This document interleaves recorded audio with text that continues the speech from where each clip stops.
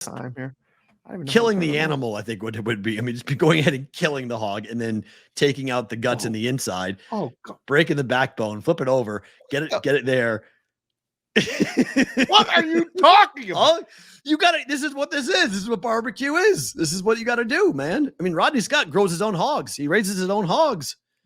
And he goes ahead and slaughters them and bakes them. Mr. C just dropped a fin in the super chat and said, I'm going to hook up live BVB for Rodney Scott and we'll get him to sponsor the show. Oh, my. Mr. C does that. It's all over. Just send me I don't need even money from the guy. Just send me a whole box of barbecue. Just send me the barbecue sauce. I want to go to Charleston. Let's figure this out. I've never been there. We got to go see Mr. C, see the kids and all this other stuff. Hell barbecue.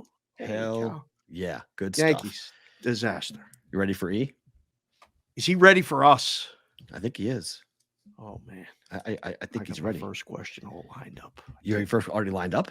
Oh, I have my first question waiting for him. Yeah. Oh, okay. Well, when he's ready, we're ready. Without further ado, let's bring him on. Oh, hi. Hello. How are you? How are you? What's going on, sir? Hey, what's going on, handsomes? Boy, great to see you, sir. You sent that sexy picture of you yesterday. Is everything okay with the ticker? Right? Everything good? You just get a little checkup? Everything's good. Did I ever tell you guys about the story of me back in May fainting off of the toilet? Oh, you have POTS? Dude, do you have POTS? Dude, let me no. Let me explain. Okay. Hold your hard-hitting questions.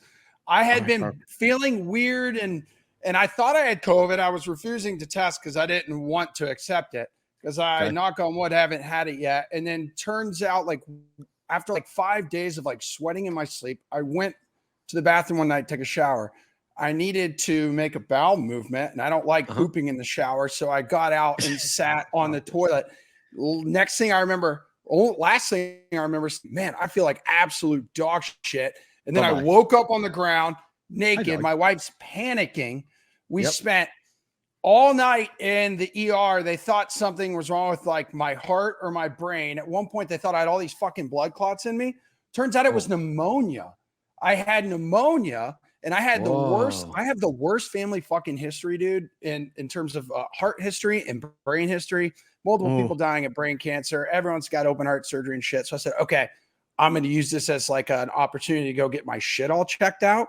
And so that's what yesterday was. A little echo stress test on the treadmill.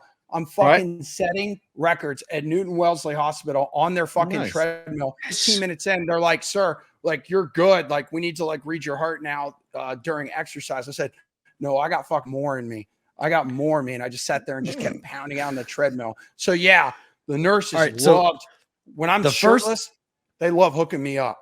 All right. So the next time you go, you have to tell me, because I'm going to send my mom down to say hi. Because my mom works there. At Newton Wellesley. At Newton Wellesley? Oh my God. Could you imagine your mom and I just like having lunch, maybe a nice little glass of like rosé at the picnic tables outside? And she will love you. Bring her back to the she's a very famous.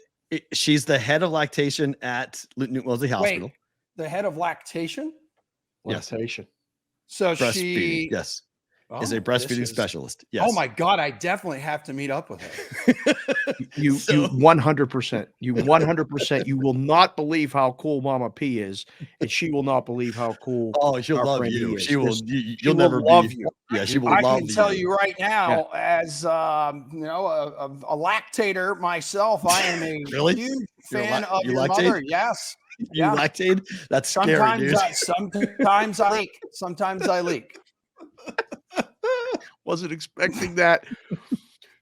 What's the traffic like in the 617? Holy shit. I mean, what does Emerson Lotzia do while sitting in traffic? Because you sent that tweet and I'm driving. I got to the circle and I'm laughing because I'm like, what does he do when he's sitting in traffic right now?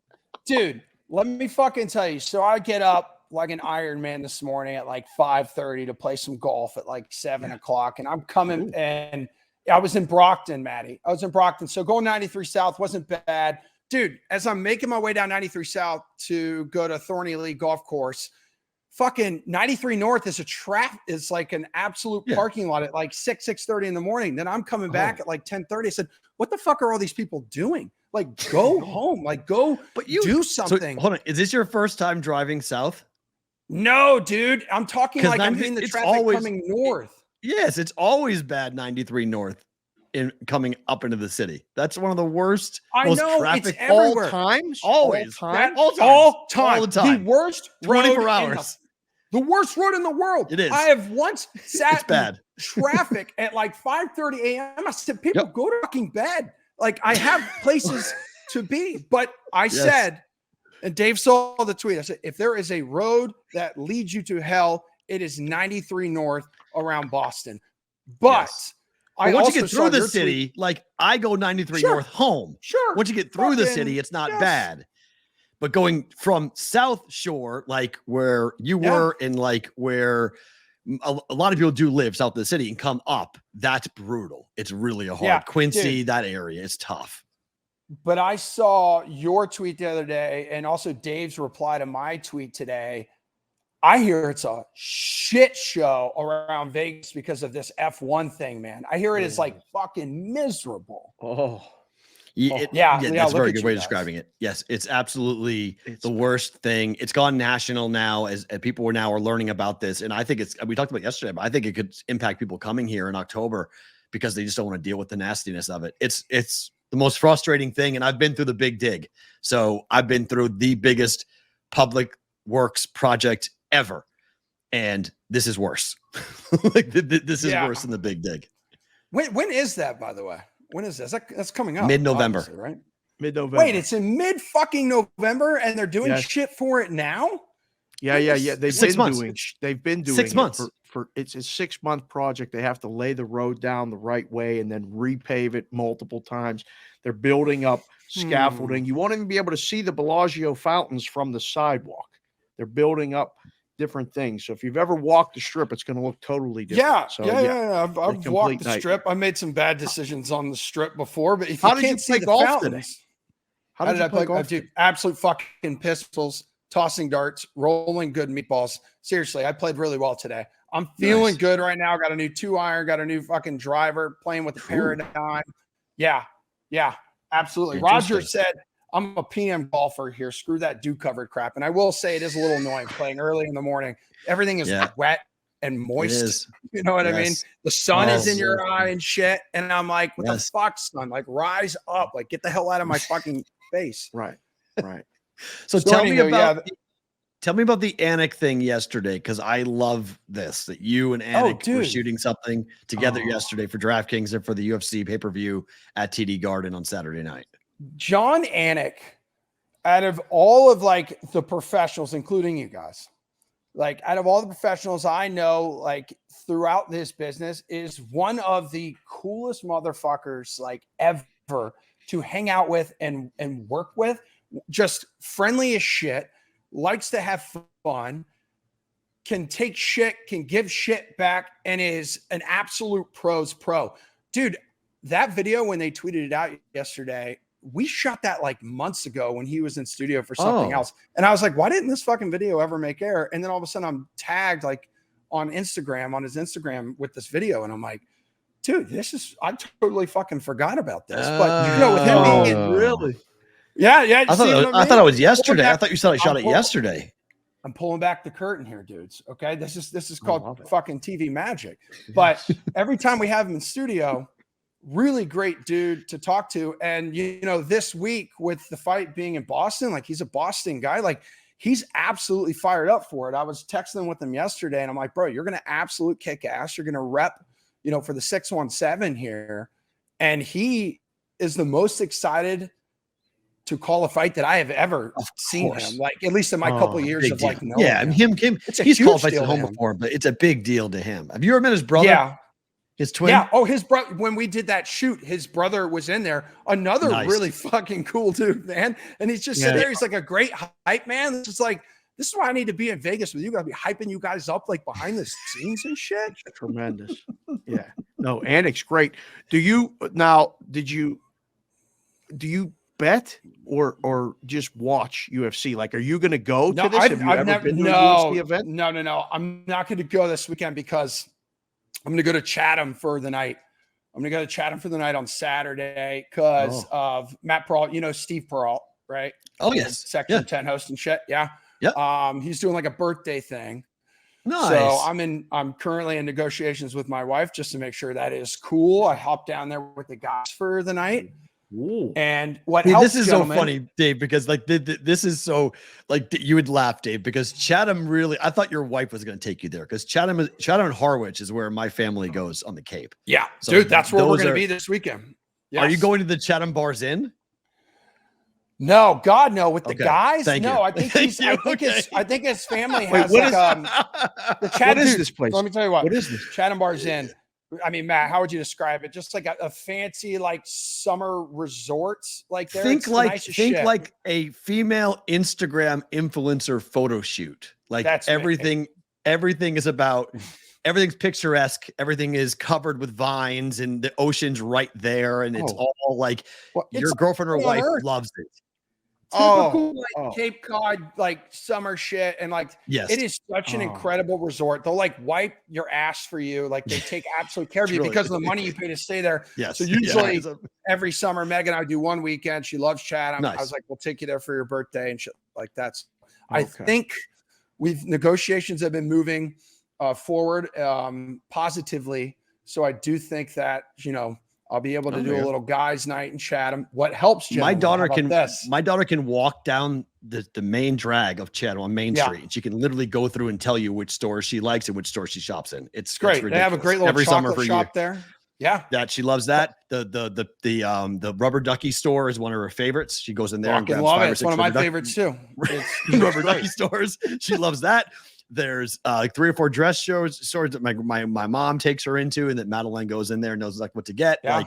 Yeah. It is it's a very fun part. Chatham's a big part of my life. I have incredible. What are the boys going to do down there? Well, listen. You can throw back boys weekend type place. You can. It's not. There's a couple bars in there, bro. You can bounce around. I'm gonna listen. I'm gonna get down there at lunchtime on Saturday, assuming negotiations keep going well with my wife and I. I'm going to shove a lobster roll inside me, put a base in me. And then after that, it's probably going to be like high noon after high noon after high noon. How have things gone with the wife since the dog gate? Okay. This is good. This is good. The fucking shoes got here 2 days ago. The shoes got here 2 days ago after I had attempted to cancel the shoes multiple times with Neiman Marcus because Neiman Marcus just kept pushing back the delivery date. And every time I would call and be relatively stern, professional, but stern, they would hang up on me. They would hang up on me. I said, I want this canceled because, and I said, Meg, we'll go walk around Boston. We'll get you new shoes like here. Right. Yeah. But they ended up coming. She liked them. So everything's fine. But I think I'm done with Neiman Marcus, dude. I'm like a Saks guy now. That's it. Okay. Yeah. So that's good. I have been on my best behavior this week. I've been doing everything around the apartment because all of it leads to Saturday. All of it leads to Saturday, and her just being like, "Hey, yeah, cool, have fun, behave yourself, come back." Is Jared coming? Is Carabas going too? No, I don't know. Jared is like a homebody, bro. He doesn't leave the house like a whole lot. He built like $1 million house. I wouldn't leave the house either if I was him. Yeah. It's a ginormous $1 million like man cave. Yeah. It's phenomenal. TVs fucking everywhere. Has a full-size gym like in the basement. I haven't been there, but like a lot of guys on our team have to shoot content. It's like another fucking planet, dude. That's phenomenal. Good for him. And I'm obviously a dude who loves to work out, so I would love to go there and shred a little bit. Tell Steve happy birthday from us. That's very cool. Dave had to ask, like everybody else asks. So you and Steve related? No, we're not related. I've actually only met him once, so we're actually not related at all. We talk on Twitter all the time. We're actually not related on that. That's like this day and age, dude. Like relationships just form on Twitter. That's kind of how it happened with us. We all hung out and and met at the Super Bowl and shit, right? And then next virtually thing you know, hang out and then you do it, right? And then it's like I'm a BVB brigade member. It's phenomenal. They love you. you. I fucking love them. Tell me your thoughts though on the Jaguars. Okay. Like you're the resident Jaguar guy here. Yes. Okay. I am very high on your team. Every time I say that on any other network, platform, podcast, whatever, I get a groan and everyone thinks. I don't know why. I really don't know why. And because everyone says that they were lucky last year. It's all smoke and mirrors, that they're still the Jaguars, that they're going to go back down to earth, that Trevor Lawrence shouldn't be an MVP candidate, yada, yada, yada. As being a Jags fan, where are you as excitement level for this year's team? I yelled at my dad about this yesterday because I said, Dad, this team, you look at it on paper compared to last year, it is a better team this year than it was last year. A little bit on defense. Yeah, Calvin Ridley. I mean, I think Tank Bigsby is going to be incredible behind Travis Etienne in the backfield. I mean, the biggest key for the Jaguars to have success is for them to put this fucking offensive line together, and they can't really afford any injuries on it. Real similar to like the Patriots. Like if that goes, I mean, there's a chance like the team could go, but they ran into some offensive line issues a little bit like last year. Ended up meshing towards that second half is when the Jaguars like made that incredible run. But I don't think coming back down 28-0 is a miracle.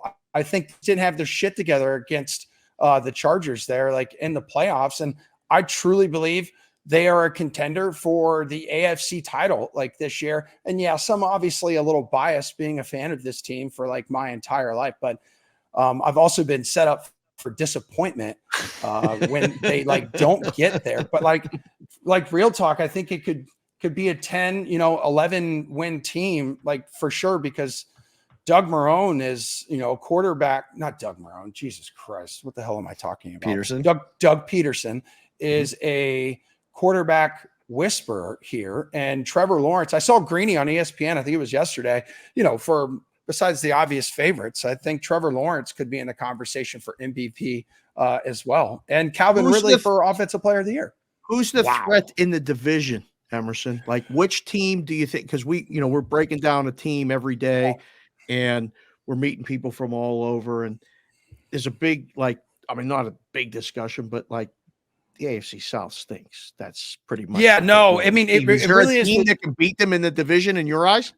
Yeah, I would go with the Titans just because. I mean, Mike, you can't be afraid of these guys. Look at that. You can't be afraid of that, Emerson. You can't be afraid of that guy. What the fuck was that? What was that? That's what I said.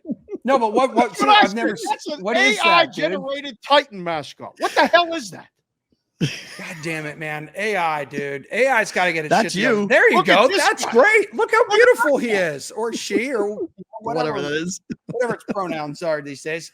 I do think it's the Titans and it's mainly because of Mike Vrabel. But you look at all of these teams, dude. All of these teams beside the Jaguars. One of their biggest question marks is under center. Like the Titans have like 3 fucking quarterbacks, and they don't know who they like. And Correct. What? They're all going to suck dick, and they're going to end up drafting another dude first round or early second round next year. No, I don't know what the hell's going to happen, dude. Let me tell you what. They can't. No, they can't take Malik Willis, Will Levis, and a third quarterback in 3 straight drafts. Buddy, it's all they've done the last couple of years. They can't do that. I mean, Levis might be the guy. Position. All right, Levis might be the guy for them. We'll see. Levis might be the guy. I don't know. How did he look his first preseason game? I haven't even looked. Did he? I didn't see it, but it doesn't really matter to me because I think CJ Stroud looked horrible. I don't think he'll be that bad. Oh my God! Everyone says. I was at that game last Thursday at Gillette. One series, saw everything I need to see. CJ Stroud, NFL bust. That's too much. And then Anthony Richardson with the Colts.